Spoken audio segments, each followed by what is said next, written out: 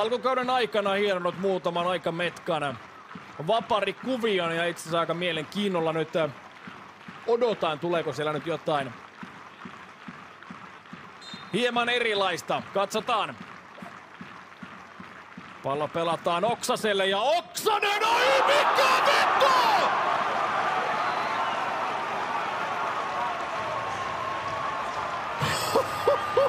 Jaakko Oksanen! Herra pieksut mikä pyssy!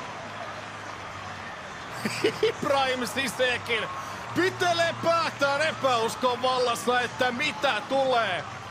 Jaakko Oksasen vasurista onpa hävytön täräytys.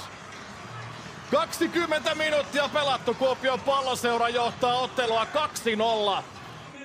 Aivan pökerryttävän upea laukaus, ei voi kyllä muuta sanoa. Maalintekijänä numero 13, Jaakko Oksanen! Ja KuPS saa nyt kyllä tähän otteluun juuri sellaisen alun.